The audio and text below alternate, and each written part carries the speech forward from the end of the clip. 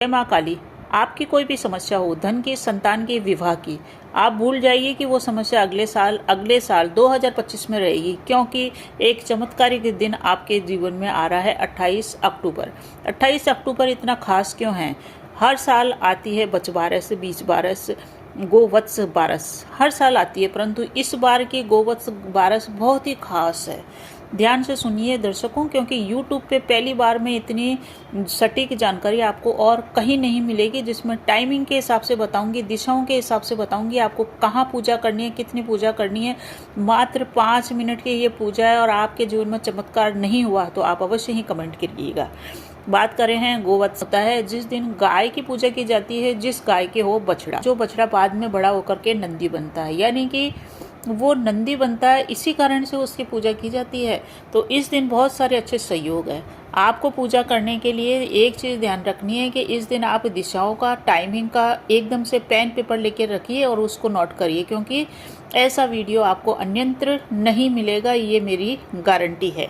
तो बच बारस का महत्व आपको पता ही है कि इस दिन जो भी पूजा की जाती है वो हमारे जीवन की संतान से रिलेटेड प्रॉब्लम सारी दूर करती है। परेशानियों को दूर करने के लिए एकमात्र आपको उपाय करने के लिए दिन दिया है ईश्वर ने, बच बारस का। इस दिन आपको क्या करना है? द्वादशी तिथि है, इस दिन एकादशी तिथि रहेगी 7:50 तक। अब आप बिल्कुल ध्यान से सुनिएगा, क्योंकि एक एक चीज़ आपके लिए महत्वपूर्ण है। बहुत सारे लोग इस दिन पूजा करने निकलेंगे, परंतु सभी की मनोकामना पूरी नहीं होगी। ये आप लिखवा के ले लीजिए, क्योंकि टाइम बहुत महत्वपूर्ण होता है। तो एकादशी तिथि रहेगी 7:50 तक, तो आपको पूजा नहीं करनी है 7:50 तक, क्योंकि द्वादशी तिथि लगेगी 7:50 के बाद। इस दिन जो नक्षत्र आ रहा है वो आ रहा है, बहुत ही शानदार नक्षत्र आ रहा है, पूर्व फाल्गुनी। पूर्व फाल्गुनी नक्षत्र के देवता है शुक्र देव। शुक्र की देवी गाय को कहा गया है, तो गाय की देवी में ही शुक्र का वास होता है। हमारे शुक्र क्या है? हमारी धन है, संपत्ति है, वैभव है, संतान है, विवाह है, हमारा सुख है, हमारी सुंदरता है, ये सब शुक्र है। और शुक्र की देवी को मनाने के लिए शुक्र का ही नक्षत्र पड़ रहा है, तो जिस दिन जिस नक्षत्र पड़े उसके उपाय अवश्य ही करने चाहिए। मैं हमेशा कहती हूँ, जिस प्रकार से हम किसी के घर जाते हैं तो पहले गृहस्वामी को नमस्कार करते हैं, पड़ोसियों को नमस्कार करने से कुछ भी नहीं होता। इसी प्रकार से शुक्र का नक्षत्र है, शुक्र की देवी गाय को आप पूज रहे हैं। और जो नंदी है वो गाय का बछड़ा है, वो भी बाद में बड़ा होकर के नंदी बनेगा, बहुत बहुत पावरफुल हो जाता है। बहुत आपको पूजा करनी है दर्शकों, टाइमिंग नोट कीजिए। आपको क्या पूजा करनी है? अगर आप कोर्ट केस में फंसे हुए हैं और आपको विजय चाहिए, हर मामले में आपको विजय चाहिए, जीत चाहिए, तो आप पूजा करिए 2:02 से लेकर 2:47 के बीच में ये विजय मुहूर्त है। इस समय की गई पूजा आपकी सफल होगी और सभी प्रकार की कामनाओं की पूर्ति चाहते हैं, धन की इच्छा है, विवाह की इच्छा है, मनोकामनाओं की पूर्ति करना चाहते हैं, तो आप पूजा कीजिए 11:48 से लेकर 12:33 के बीच में। ये अभिजीत मुहूर्त है, इस समय पूजा कीजिए। कोई नया व्यापार स्टार्ट करना चाहते हैं और पूजा करके करना चाहते हैं तो इस समय आप पूजा कीजिए। किसी भी प्रकार के मांगलिक कार्य को करना है, किसी भी प्रकार के विवाह या संतान से रिलेटेड प्रॉब्लम से संबंधित कोई विशेष है आपके, या आपका स्वास्थ्य सही नहीं रहता है और आप बीमारी से परेशान हैं, तो आप पूजा कीजिए 9:22 सुबह से लेकर के 10 बजे तक। ये जो टाइम है अमृत का चौगड़िया इस समय चलेगा, इस समय आप पूजा कीजिए। एक और ख़ास बात है जो आपको पंचांग में देखने को मिलेगी। इस दिन जो शिव जी का वास है वो है नंदी के ऊपर। नंदी भी गाय का ही बछड़ा होता है, जो बाद में बड़ा होकर के नंदी सांड बनता है। तो शिव जी का वास है नंदी के ऊपर, साधारण बात नहीं है ये, क्योंकि जब भी शिव जी भगवान नंदी पे सवार होते हैं ना, तो मनोकामनाओं की पूर्ति करते हैं। इसीलिए जिस दिन शिव जी का वास, शिव जी का आवास स्थान नंदी के ऊपर हो, उस दिन शिव की पूजा अवश्य करें। और इस दिन शिव जी नंदी पे बैठे हुए हैं और नंदी देवता का ही दिन है ये बारस का। तो इस दिन 7:50 सुबह के बाद आप शिव जी भगवान की पूजा करें, नंदी की पूजा करें, नंदी के आगे हरे मूंग भिगो करके चढ़ाएं, नंदी के कान में जो भी कुछ कहना है आप अपनी मनोकामना बोले। आपकी मनोकामना पूरी नहीं हुई ऐसा हो ही नहीं सकता, क्योंकि जब शिव जी नंदी पे सवार होते हैं हमारी समस्त सांसारिक प्रॉब्लम को सॉल्व करते हैं।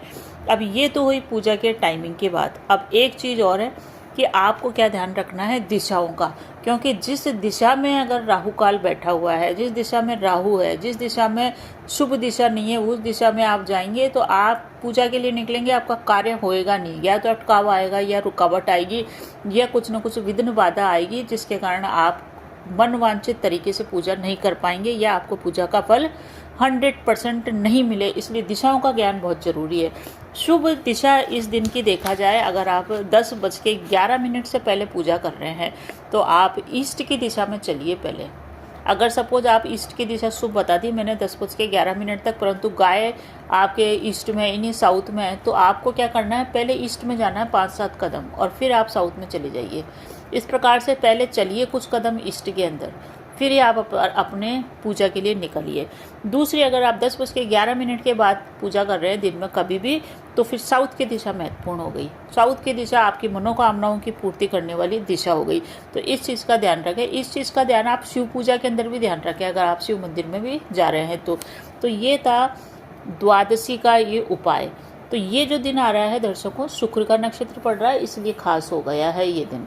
इस दिन द्वादशी के दिन जो भी गाय की पूजा करता है, क्योंकि गाय में ही सारे देवी देवताओं का वास होता है, और जिस दिन गाय और बछड़े का दिन हो, तो गाय ने अगर बछड़ा दिया है, अभी दिया है, तो आप अवश्य ही उसकी पूजा कीजिए, क्योंकि इसी से आपकी मनोकामना पूरी होने वाली है। कई बार मेडिकल ट्रीटमेंट कराते हैं, संतान होती नहीं है और दोनों में कोई प्रॉब्लम नहीं निकलती है।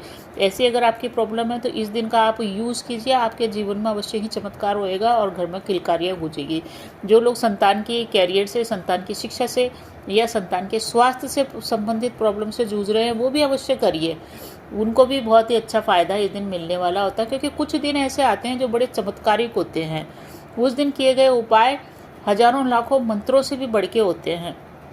इस चीज़ को आप समझिए, क्योंकि जैसे हम जिस दिन पैदा होते हैं वो दिन सबसे खास था, क्योंकि हम ऐसे ग्रह नक्षत्रों को लेकर पैदा हो गए कि हम अरबपति भी बन सकते हैं और हमारे जीवन में समस्याएं भी आ सकती है। दोनों ही प्रॉब्लम हो सकती है कि आप बहुत अच्छा जीवन जिए या आप बहुत ख़राब जीवन जिए, क्योंकि वो समय, वो घड़ी बहुत महत्वपूर्ण थी।